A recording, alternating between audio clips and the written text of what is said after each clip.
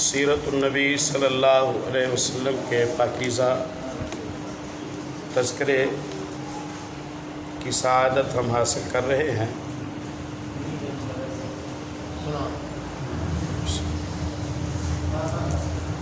بعثت نبی صلی اللہ علیہ وسلم کو 3 سال اس انداز سے گزرے کہ آپ صلی اللہ علیہ وسلم نے لوگوں میں اعلانیہ دین اسلام کی دعوت اللہ کے حکم سے نہ فرمائی۔ اس دوران اللہ نے اللہ کی وحدانیت کو تسلیم اور قبول کرنے والی ایک جماعت اپنی رحمت سے میسر فرما دی۔ ادھر 3 سال بھی مکمل ہو گئے تھے تو آپ صلی اللہ علیہ وسلم کو حکم ہوا کہ اب اپنی اس دعوت کے دائرے کو وسیع فرمائیے۔ ہماری بات رکی تھی کوہ صفا پر محمد الرسول اللہ صلی اللہ علیہ وسلم نے چڑھ کر عرب دستور کے مطابق لوگوں کو جمع کرنے کے لیے جو ان کا روایتی طریقہ تھا اسے اپنایا۔ آپ صلی اللہ علیہ وسلم نے آواز بلند فرمایا، یا صباحا یا صباحا یا صباحا، اے صبح اے صبح اے صبح۔ عربوں کا دستور تھا جب لوگوں کا اکٹھ مقصود ہوتا تاکہ انہیں کوئی خبر دی جائے، کوئی اطلاع دی جائے، کوئی پیغام دیا جائے، تو بلند جگہ پر چڑھ کر یا صباح کی آواز لگائی جاتی تھی۔ لوگ سمجھ جاتے کہ ہمیں بلایا جا رہا ہے، کوئی ایمرجنسی ہے، کام ہے، تو لوگ آ جاتے۔ ان کے دستور کی یہ بات آپ صلی اللہ علیہ وسلم نے اپنائی۔ یہاں سے ایک قاعدہ ہم انشاءاللہ سیکھتے ہیں۔ شریعت اسلامیہ کو دنیا کے رسم و رواج، دنیا کے ملبوسات، دنیا کی وضاقطات، دنیا کے فیشن، دنیا کے رکھ رکھاؤ، دنیا کی طے شدہ مختلف ان کی عادات ہیں جو ان میں سے کسی پر کوئی اعتراض نہیں ہے۔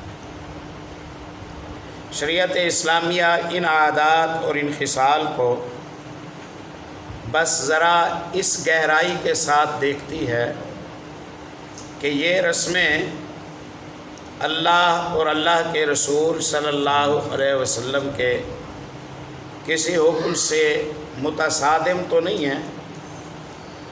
اگر تصادم ہو اور ٹکراؤ ہو تو قرآن و سنت سے ٹکرانے کی وجہ سے ان رسموں کو چھوڑ دیا جائے، اور اگر کوئی ٹکراؤ نہ ہو اور دنیاوی کوئی عادت ہو، کوئی رسم ہو، کوئی رواج ہو، کوئی طور طریقہ ہو، کوئی فیشن ہو، کوئی کٹنگ ہو، اسے انسان اپنا لے تو کوئی حرج کی بات نہیں ہے۔ آج گریبان کے لیے چاک درمیان سے رکھا جاتا ہے، کل کوئی فیشن ہے یہاں سے چاک رکھا جائے، رکھ لیا جائے۔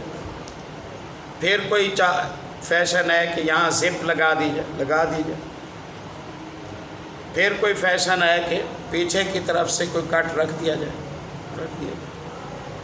مفتی سے جب آپ پوچھیں گے کہ فیشن کی یہ صورت جائز ہے یا ناجائز ہے، تو وہ بس یہ دیکھے گا کہ اس میں اللہ اور اللہ کے رسول صلی اللہ علیہ وسلم کے حکم سے کہیں ٹکراؤ تو نہیں ہے۔ اگر ٹکراؤ ہے تو وہ کہے گا کہ ہاں باقی لباس ٹھیک ہے، یہ مرد کی شلوار ٹخنے سے نیچے، باقی ٹھیک ہے سونے کے بٹن نہ، باقی ٹھیک ہے گھڑی میں سونے کی جواہرات کی ہیرے کی سوئیاں نہ۔ جو غیر شرعی حصہ ہے بس اس سے روکا جائے گا، باقی جو رسم جیسے اپناتے ہو اپنا۔ اس میں بہت بڑی اللہ تعالیٰ کی رحمت ہے، اقوام میں شادیوں میں بالخصوص، سفروں میں آمد و رفت میں، ان کے ملبوسات میں ان گنت عادات اور رسومات ہیں جو دوسرے لوگوں سے مختلف ہیں۔ بلوچوں کی پٹھانوں سے نہیں ملتی، پٹھانوں کی سرائکیوں سے نہیں ملتی، سرائکیوں کی پنجابیوں سے عادات اور خصال نہیں ملتی۔ اب ہر ایک کے متعلق کہا جائے یہ تو رسمیں ہیں، ہم انہیں نہیں مانتے، ہم ہر رسم کو مانتے ہیں، اسلام نے منع نہیں کیا، بس جو رسم جو کام اللہ اور اللہ کے رسول کے حکم سے ٹکرا رہا ہوگا بس اتنا حصہ چھوڑ۔ بندہ کہتا ہے کہ جی شادی پر مہندی کی رسم کی کیا حیثیت ہے، ہم کہتے ہیں مہندی کی وضاحت کرو۔ اگر وہ بتائے کہ مرد و زن کا اختلاط ہے، اکٹھے ہوتے ہیں مرد عورتیں، بے پردگی ہوتی ہے، بے حجابی ہوتی ہے، موسیقی چلتی ہے، ہم کہیں گے ناجائز۔ وہ کہے کہ نہیں، خواتین جمع ہو جاتی ہیں، وہ کون مہندی ایک ایک سب کو دے دی جاتی ہے، کچھ تھوڑی دیر وہاں بیٹھتی ہیں، گپ شپ لگاتی ہیں، اپنے اپنے گھروں کو چلی جاتی ہیں، کوئی مرد نہیں ہوتا۔ ہم کہتے ہیں ایک مہندی پہلے رکھ لو ایک بعد میں رکھ لو، ہمیں کوئی اعتراض نہیں، اس پر کوئی اعتراض نہیں۔ تو اس لیے رسومات کے حوالے سے بے لاگ جملے نہ بولا کریں، بالخصوص اہل الحدیث احباب کو اس بات کے سمجھنے کی ضرورت ہے۔ لِيَعْلَمَ الْيَهُودُ أَنَّ فِي دِينِنَا فُسْحَةً، پیارے نبی صلی اللہ علیہ وسلم گھر میں آرام فرمائے، بچیاں گنگنا رہی ہیں، صدیق آئے، مزامیر الشیطان فی بیت رسول اللہ، ڈانٹا، آپ نے فرمایا صدیق رہنے دو، آج عید کا دن ہے اور ہر قوم کی عید ہوتی ہے، یہ ہماری عید ہے، اور بچیوں کو خوش ہونے دو، یہودیوں کو علم ہو جائے کہ ہمارے دین میں اللہ نے آسانی رکھی۔ یہاں دیکھیے یا صباح کا لفظ ہے، اے صبح، اے صبح۔ یہاں ایک اور مسئلہ بھی ہم سمجھیں انشاءاللہ، وہ مسئلہ یہ ہے کہ جو عرف میں محاورے استعمال ہوتے ہیں تو معاشرہ اس کا جو معنی لیتا ہے وہی معنی کیا جائے گا، اس کا ڈکشنری سے معنی نہیں لیا جائے گا۔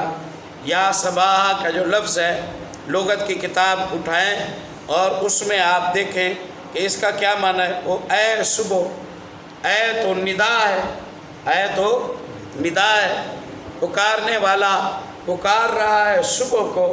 صبح کو پکارنا تو جناب غیر اللہ کو پکارنا ہوا، غیر اللہ کو پکارنا تو شرک ہوا، اور پھر بندہ سیڑھیاں چڑھتے چڑھتے کہاں سے کہاں پہنچ جائے۔ نہیں، عرب اس معنی میں اس لفظ کو استعمال نہیں کرتے تھے، اس معنی میں اس لفظ کو استعمال نہیں کرتے تھے۔ عرف جس معنی میں جس لفظ کو استعمال کرتا ہے، جو معنی قائل کا ہے وہی معنی مراد لوگ ہیں۔ یہ لفظ استعمال ہوتا تھا لوگوں کو جمع کرنے کے لیے، اور بس ترجمہ کیا ہے ہمیں اس سے کوئی غرض نہیں۔ میں نے لفظ قیراط کے حوالے سے کل کے سبق میں تھوڑی سی بات آپ کے سامنے رکھی تھی۔ امام بخاری رحمۃ اللہ علیہ نے کتاب البیوع میں ایک باب باندھا ہے معروف کا، قیمتوں کا تعین، بازاروں کی صورتحال، بازاروں کے ضابطے، کانٹے پر وزن ہونا، سامان کی تولائی ہونا، اور تولنے والے کو اس کا معاوضہ دینا، اس کے تولنے کے لیے جو بازار میں مروج قانون ہے، ان سب پر شریعت اسلامیہ کو کوئی اعتراض نہیں، ان سب پر۔ بس بات اتنی ہے کہ جو کہا جائے وہی کیا جائے۔ اب ہمارے یہاں مچھلی منڈی میں جو من ہے نا، میں نے سنا ہے وہ 50 کلو کا ہوتا ہے، اگر یہ سچی بات ہے، یا 40 کلو؟ نہیں 40 کلو کا نہیں ہوتا ہے۔ مچھلی منڈی میں جو مچھلی تولی جاتی ہے، اس من میں 10-5 کلو کا اضافہ ہوتا ہے، اس من میں یہ طے ہے، خریدنے والا بھی جانتا ہے، بیچنے والا بھی جانتا ہے، ہمیں کوئی اعتراض نہیں۔ کل کلاں کوئی من 80 کلو کا کر دے، ہمیں کوئی اعتراض نہیں، لیکن وہ بتائے کہ من 80 کلو کا ہے اور دے من 60 کلو رہا ہو تو یہ ناجائز ہو۔ شریعت اسلامی یہ کہتی ہے آپ بات کھول دو، دھوکہ نہ رکھو، پھر ٹھیک ہے انشاءاللہ، عرف میں جیسا بھی ہو اس میں کوئی حرج نہیں۔ عربوں کے یہاں یہ دستور تھا، اور میں نے کراچی میں بھی دیکھا، یہاں غلہ منڈی میں شاید ہوگا، کراچی میں تو ہم نے غلہ منڈی میں یہ دیکھا، وہاں یہ ہے کہ آپ چنا خریدتے ہیں، آپ دال خریدتے ہیں، آپ چاول خریدتے ہیں، تو آپ کو دکاندار تول کر نہیں دیتا، دکاندار آپ کو تول کر نہیں دیتا۔ آپ بوری اٹھاتے ہیں، دکان کے دروازے پر کانٹے والا بیٹھا ہے، آپ کانٹے پر تولتے ہیں، کانٹے پر تولتے ہیں، تولائی کے 20 روپے یہ تولائی والا الگ لیتا ہے، اب پتہ نہیں 50 ہوگا 40 ہوگا، اس وقت 10-20 روپے وہ لیتے تھے، یہ تولائی ہو گئی، تولائی کے پیسے اس کے ہیں، یہ طے ہے، ٹھیک ہے، کوئی حرج کی بات نہیں ہے۔ اب دکاندار تولائی والا اپنا رکھے، کانٹے میں ہیر پھیر کرے، کانٹے میں ہیر پھیر کرے مل جل کر، تو ہم کہیں گے کہ غلط ہے، اور جو کچھ کہا ہے اسی کے مطابق ہے، پہلے سے طے ہو کہ آپ خرید رہے ہیں، تولائی کے پیسے آپ کو الگ دینے پڑیں گے تو ٹھیک ہے، کوئی حرج کی بات، اس میں کوئی حرج کی بات نہیں ہے۔ تو یہاں یا صباح کا لفظ آپ صلی اللہ علیہ وسلم کا استعمال کرنا، اس میں یہ پیغام ملا کہ اپنے طور طریقوں کو، اپنی عادات کو، اپنی خوشیوں غموں کو، اپنے رسم و رواج کو، اپنے عرف کو خدمت اسلام میں استعمال، اپنے ولیموں دعوتوں شادیوں کو خدمت اسلام میں استعمال کرو۔ یہاں آپ صلی اللہ علیہ وسلم نے یا صباح کا یہ لفظ تو دور جاہلیت میں لوگوں کو جمع کرنے کے لیے استعمال کیا کرتے تھے، آج یہ لفظ استعمال کیا، لوگ آئے، اللہ کے نبی صلی اللہ علیہ وسلم نے اللہ کی وحدانیت کی دعوت دی۔ تو یہاں بہت بڑا پیغام انشاءاللہ سامنے آتا ہے، اور وہ پیغام یہ ہے کہ آپ اپنی دنیاوی زندگی میں جس منصب پر ہیں، اس منصب کو اللہ کی وحدانیت کے شعور کے پھیلاؤ میں استعمال کریں، اپنے عہدے کو، اپنے منصب کو، اپنی ساکھ کو، اپنی صلاحیتوں کو، معاشرتی رسم و رواج کو، اپنے اکٹھ کو مثبت بناؤ خدمت اسلام میں، اشاعت اسلام میں، تو تعریف اللہ کی وحدانیت میں محمد رسول اللہ صلی اللہ علیہ وسلم کی رسالت کے تعارف۔ یا صباح کے لفظ سے ہم نے 3 نقطے آپ کے سامنے رکھے ہیں، پرانا لفظ آپ نے استعمال کیا۔ اسی طرح طائف گئے آپ صلی اللہ علیہ وسلم، وہاں لوگوں نے اسلام قبول نہ کیا، بالآخر آپ واپس آ گئے، چھوڑ گئے تھے، واپس آئے، دستور یہ تھا اب کوئی امان آپ کو دے، اس کی امان، اس کی ضمانت اور اس کی کفالت میں آپ دوبارہ اس شہر میں جائیں، جس شہر کو آپ نے چھوڑ دیا تھا، دوبارہ کسی کو اپنانے کی آپ کو اجازت نہیں، یہ ان کا قانون تھا۔ پیارے نبی صلی اللہ علیہ وسلم طائف سے واپس آئے، آپ صلی اللہ علیہ وسلم نے ایک بندے کی طرف پیغام بھیجا کہ بھائی میں دوبارہ مکے میں آنا چاہتا ہوں، کوئی مجھے اپنی امان میں لے جائے۔ انکار، دوسرے نے انکار، تیسرے نے انکار، آخر کیا ہوا، مطعم ابن عدی کو بلوائے۔ مطعم ابن عدی سے کہا کہ میں مکے میں رہائش پذیر ہونا چاہ رہا ہوں، آپ آئیے۔ مطعم نے کہا میں حاضر ہوں، مسلمان نہیں تھا، مسلمان وہ نہیں تھا، کہا میں حاضر ہوں۔ مطعم آ گیا، بچوں کو ساتھ لایا، جوان بچے تھے اس کے، مسلح ہو کر پیارے نبی صلی اللہ علیہ وسلم کو ساتھ لے کے آپ صلی اللہ علیہ وسلم مکے کے اندر داخل ہوئے۔ اس کے پیرے میں آپ نے طواف فرمایا۔ اس کے بعد مطعم نے کھڑے ہو کر اعلان کیا یہ محمد ہے صلی اللہ علیہ وسلم، میں ان کے دین میں تو نہیں آیا، میں اپنے دین پر ہوں، لیکن میں انہیں اپنی امان میں مکے میں لے آیا ہوں، ان سے کوئی دسترس نہ کرے، اگر ان سے کوئی دسترس کرے گا تو میں سمجھوں گا کہ میری امان کو اس نے ہاتھ ڈالا ہے، ایسا نہ کرے۔ انہوں نے کہا ٹھیک ہے، ہم آپ کی امان کا احترام کریں گے۔ محمد رسول اللہ صلی اللہ علیہ وسلم اپنے گھر تشریف لے گئے۔ یہ ایک دستور تھا۔ اب یہاں یہ نہیں کہا جائے گا کہ غیر اللہ سے مدد مانگی، یہ ہوا وہ ہوا۔ ہر ایسا طریقہ دنیا والوں کا جو طریقہ اللہ کے دین سے نہ ٹکراتا ہو سب جائز۔ اور یہاں اسلام کی خوبصورتی ہے، اسلام کی اجتماعیت ہے کہ اسلام ممنوعات نہیں گنواتا۔ اسلام نے قاعدے دیے ہیں، ان قاعدوں کی روشنی میں جو کھانا ہے کھاؤ پیو، جو پہننا ہے پہنو، جیسے سفر کرنا ہے کرو۔ اگر کل کلاں انسان کو کوئی ایسا میٹر لگ جائے کہ انسان فضاؤں میں اڑ رہا ہو تو اسلام کو اس پر کوئی اعتراض نہیں۔ یا معاشر الجن والانس ان استطعتم ان تنفذوا من اقطار السماوات والارض فانفذوا لا تنفذون الا بسلطان۔ اگر انسان کسی ستارے پر رہائش رکھنا چاہتا ہے اسلام کو کوئی اعتراض نہیں ہے۔ اگر انسان کشتیوں میں بسیرا ساری زندگی کا کرنا چاہتا ہے اسلام کو کوئی اعتراض نہیں۔ انسان پہاڑوں کی چوٹیوں پر رہنا چاہتا ہے اسلام کو کوئی اعتراض نہیں ہے۔ بس دیکھنا یہ ہے اللہ کے رسول کے ساتھ ٹکراؤ پیدا نہ ہو، بس باقی سب کچھ تمہارے لیے جائز ہے۔ قل من حرم زینۃ اللہ التی اخرج لعبادہ والطیبات من الرزق۔ اللہ نے جو کچھ اپنے بندوں کے لیے پیدا کیا ہے اللہ کو اچھا لگتا ہے بندے اسے استعمال کریں۔ اللہ نے حرام نہیں کیا، تم بھی اسے حرام قرار نہ دیا۔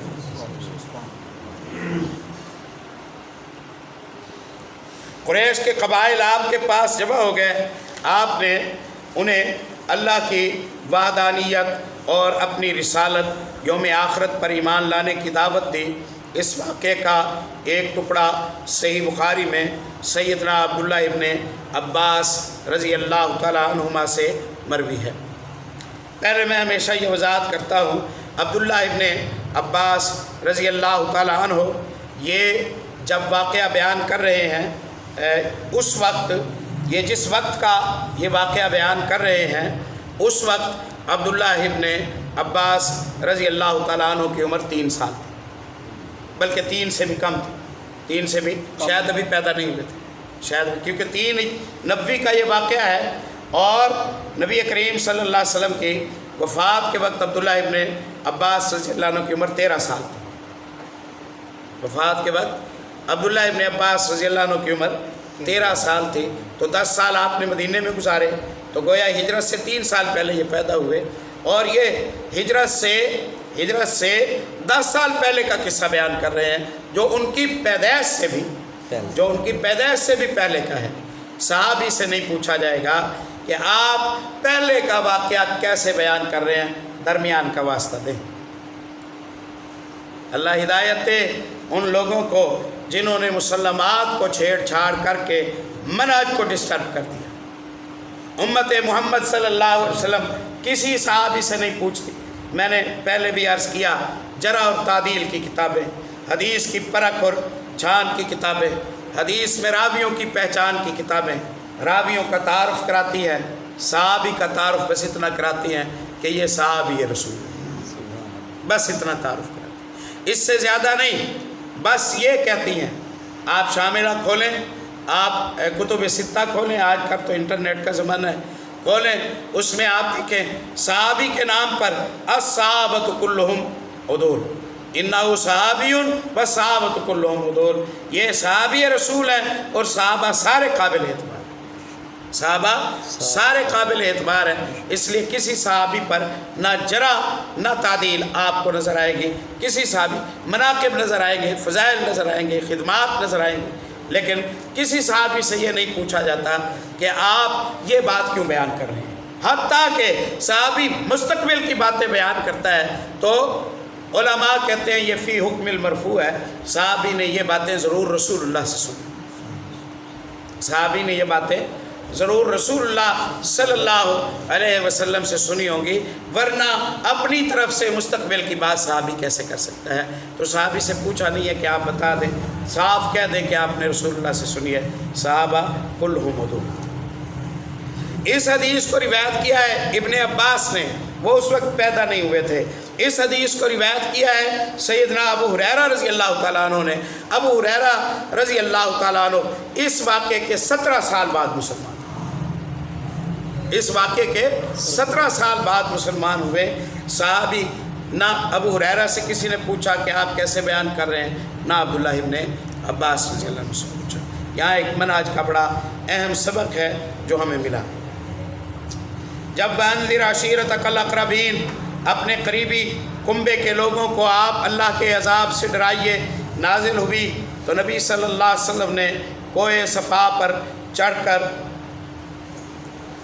بطون قریش کو آواز لگائی، قریش کے مختلف قبائل اور شاخوں کو آواز لگانی شروع کی، اے بنی فہر، اے بنی عدی، یہاں تک کہ سب کے سب اکٹھے ہو گئے، حتیٰ کہ اگر کوئی آدمی خود نہ جا سکتا تھا تو اس نے اپنا قاصد بھیج دیا کہ دیکھیے معاملہ کیا ہے۔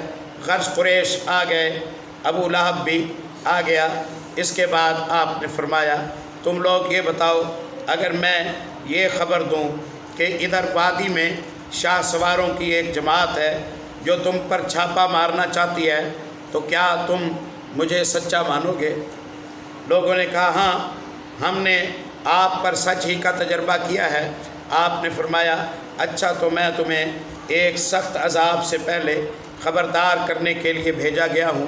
اس پر ابو لہب نے کہا تو سارے دن نعوذ باللہ غارت رہے، تو نے ہمیں اس لیے جمع کیا۔ اس پر سورت نازل ہوئی، تبت یدا ابی لہب و تب، ابو لہب کے ہی دونوں ہاتھ ٹوٹ گئے اور سارا ہی برباد ہو گیا۔ ما اغنی عنہ مالہ وما کسب، نہ اس کی کمائی نے اسے کچھ فائدہ دیا، نہ اس کے مال نے اس کا کچھ بھلا کیا۔ پیارے نبی صلی اللہ علیہ وسلم نے بات پہنچائی اور بات پہنچانے سے پہلے اپنی شخصیت کو پیش کی۔ بات پہنچانے سے پہلے اپنی شخصیت کو پیش کیا۔ یہ دائی یانا منہج کے حوالے سے بہت اہم بات ہے۔ دائی بھڑاس نکالنے والا نہیں ہوتا، دائی ڈنگ ٹپانے والا نہیں ہوتا، چلو وقت پاس کریں۔ دائی اپنی شخصیت منوانے والا نہیں ہوتا، دائی غصے شصے میں آ کر لوگوں کی انانیت کو بھڑکانے والا نہیں ہوتا، بھرپور سنجیدہ ہوتا ہے، ہر ایسا طریقہ اپناتا ہے جس کے ذریعے وہ اسلام کو قبول کرنے کی، اللہ کی وحدانیت کو قبول کرنے کی راہیں کھول کے آئے۔ میرے بارے میں کیا تاثر رکھتے ہو؟ کہا ما جربناک الا صدقا مرارا، جب بھی ہم نے آپ کو آزمایا، آپ کو سچا پایا۔ آپ صلی اللہ علیہ وسلم نے فرمایا پھر میں اللہ کا رسول ہوں، اللہ کے عذاب سے ڈرانے کے لیے مجھے بھیجا گیا ہے۔ ابو لہب نے اس پر رد عمل دکھایا۔ پیچھے اس شخص کے متعلق بات ہو چکی ہے جس کی وجہ سے اس نے معاملے میں پریشانی پیدا کر دی۔ اس واقعے کا ایک اور ٹکڑا امام مسلم رحمۃ اللہ علیہ نے اپنی صحیح میں سیدنا ابو ہریرہ رضی اللہ تعالیٰ عنہ سے روایت کیا ہے۔ فرماتے ہیں کہ جب آیت وانذر عشیرتک الاقربین نازل ہوئی تو رسول اللہ صلی اللہ علیہ وسلم نے پکار لگائی۔ یہ پکار عام بھی تھی اور خاص بھی تھی۔ آپ نے کہا اے جماعت قریش، اپنے آپ کو جہنم سے بچاؤ، اے بنی کعب اپنے آپ کو جہنم سے بچاؤ، اے محمد صلی اللہ علیہ وسلم کی بیٹی فاطمہ رضی اللہ تعالیٰ عنہ اپنے آپ کو جہنم سے بچائیں، کیونکہ میں تم لوگوں کو اللہ کی گرفت سے بچانے کا کچھ اختیار نہیں رکھتا، البتہ تم لوگوں سے نسبت و قرابت کا تعلقات ہے جنہیں میں باقی اور تر و تازہ رکھنے کی کوشش کروں گا۔ رشتے ناطے کی جو صلہ رحمیاں ہیں ان پر میں ہوں، لیکن یہ انتظار کہ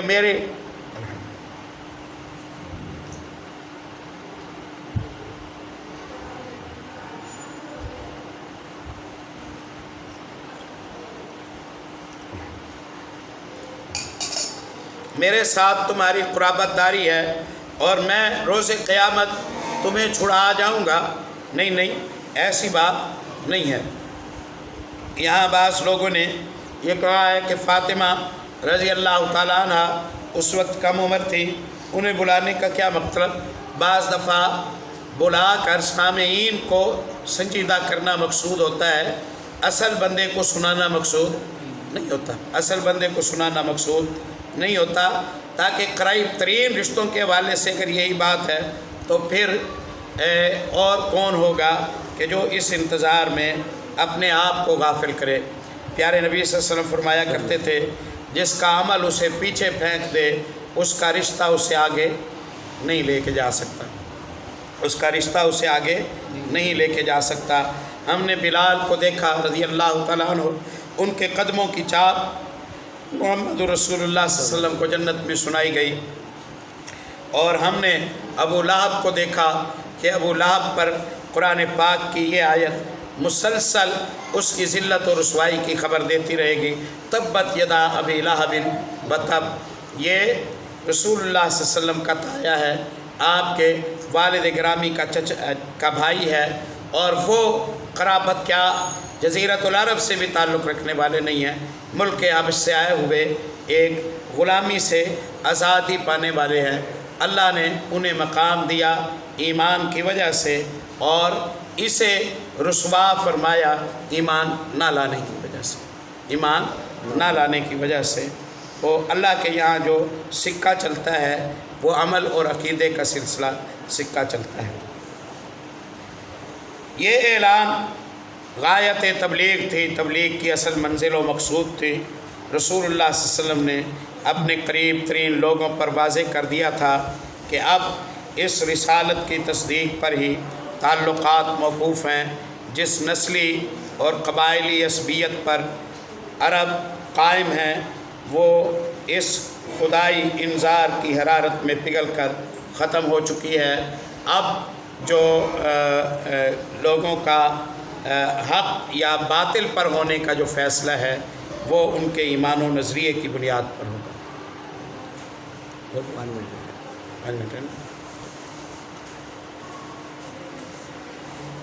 اس آواز کی گونج بھی مکے کے اطراف میں سنائی دے ہی رہی تھی کہ اللہ کا ایک اور حکم نازل ہوا، فَاصْدَعْ بِمَا تُؤْمَرُ وَأَعْرِضْ عَنِ الْمُشْرِكِينَ۔ اے محمد رسول اللہ صلی اللہ علیہ وسلم، اللہ نے آپ کو جو حکم دیا ہے ذرا بلند آواز سے لوگوں کے درمیان اس کی صدا لگا دیجئے اور مشرکین سے کنارہ کش ہو جائیے۔ شرک سے نفرت کا اظہار اور اللہ کی وحدانیت کے فضائل کا بیان مثالیں دے دے کر آپ صلی اللہ علیہ وسلم بیان کرتے رہے۔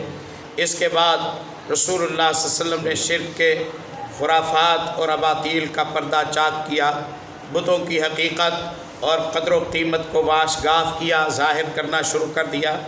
آپ مثالیں دے دے کر سمجھاتے کہ یہ کس قدر عاجز و ناکارہ ہیں، اور دلائل سے واضح فرماتے کہ جو شخص انہیں پوجتا ہے وہ ان کو اپنے اور اللہ کے درمیان وسیلہ بناتا ہے، وہ کس قدر کھلی گمراہی کا شکار ہے۔ اس موقع پر نازل ہونے والی جو سور ہیں ان میں بڑے چونکا دینے والے سوالات اللہ رب العزت نے فرمائے ہیں۔ ام خلقوا من غیر شیء ام هم الخالقون ام خلقوا السماوات والارض۔ کیا تم ویسے ہی پیدا ہو گئے یا تم نے اپنے آپ کو خود بنایا یا تم ہی نے آسمان و زمین کو بنایا؟ تمہارا دعویٰ نہیں ہے تو بتاؤ پھر کس نے بنایا ہے؟ قل ارائیتم، مجھے بتاؤ اگر میں تمہارے ساتھ مل جاؤں اور اللہ مجھے نقصان دینا چاہے تو تمہارے معبود یہ اللہ کے غضب سے مجھے بچا سکیں گے؟ اور اگر میں اللہ پر ایمان لے آؤں اور تمہارے معبود مجھے نقصان دینا چاہیں اور اللہ بچانا چاہے تو کیا یہ مجھے نقصان دے سکیں گے؟ انہوں نے کہا نہیں، اللہ چاہے گا تو وہی ہوگا، ہمارے معبود اللہ کے سامنے بے بس ہیں۔ ایک جگہ پر کہا ارونی ماذا خلقوا من الارض ام لہم شرک فی السماوات۔ تم جو غیروں کی عبادت پر اڑے ہوئے ہو مجھے بھی تو بتاؤ کہ تمہارے معبودوں نے کون سی مخلوق بنائی ہے، آسمان کا کون سا ٹکڑا بنایا ہے، زمین کا کون سا حصہ بنایا ہے؟ ام لہم شرک فی السماوات، یا آسمانوں میں کوئی ان کی پارٹنرشپ ہے؟ ایتونی بکتاب من قبل ھذا، کوئی لکھی ہوئی بات میرے سامنے لاؤ۔ تم معترف ہو کہ دن اور رات کو لانے والا اللہ، بیڑوں کو پار لگانے والا اللہ، موسموں کو بدلنے والا اللہ، آسمانوں سے بارشیں برسانے والا اللہ، زمین کو زندہ کرنے والا اللہ، رزق دینے والا، گھٹانے بڑھانے والا اللہ، فتح اور شکست کا مالک اللہ، پھر کیوں اڑ گئے ہو کہ اللہ کی عبادت میں انہیں بھی حصے دار بنا لیا جائے کہ جو یہ سارے کام نہیں کرتے؟ کیا یہ انصاف کی بات ہے؟ اس طرح کی چونکا دینے والی باتیں اس زمانے میں جو صورتیں نازل ہوئی ان میں بار بار دہرائی گئی۔ مکہ ایک ایسی آواز سن کر جس میں مشرکین اور بت پرستوں کو گمراہ کہا گیا تھا، احساس غضب سے پھٹ پڑا اور شدید غم و غصہ سے تیز و تاب کھانے لگا، گویا بجلی کا کڑکا تھا جس نے پرسکون فضا کو ہلا کر رکھ دیا۔ اسی لیے قریش اس اچانک پھٹ پڑنے والے انقلاب کی جڑ کاٹنے کے لیے اٹھ کھڑے ہوئے اور اس سے پشت بینی رسم و رواج کا صفایا کہ اس سے پشت بینی یعنی نسل در نسل چلتے ہوئے رسم و رواج کا صفایا ہوتا ہوا انہیں نظر آ رہا تھا۔ اب وہ سنجیدہ ہوئے اور پریشانی کا شکار ہوئے۔ قریش اٹھ پڑے کیونکہ وہ جانتے تھے کہ غیر اللہ کی الوہیت کا انکار اور رسالت و آخرت پر ایمان لانے کا مطلب یہ ہے کہ اپنے آپ کو مکمل طور پر اس رسالت کے حوالے کر دیا جائے اور اس کی بے چوں چراں اطاعت کی جائے، یعنی اس طرح کہ دوسرے تو درکنار خود اپنی جان اور اپنے مال تک کے بارے میں کوئی اختیار باقی نہ رہے۔ اور اس کے معنی یہ تھے کہ مکہ والوں کو دینی رنگ میں اہل عرب پر جو بڑائی اور سرداری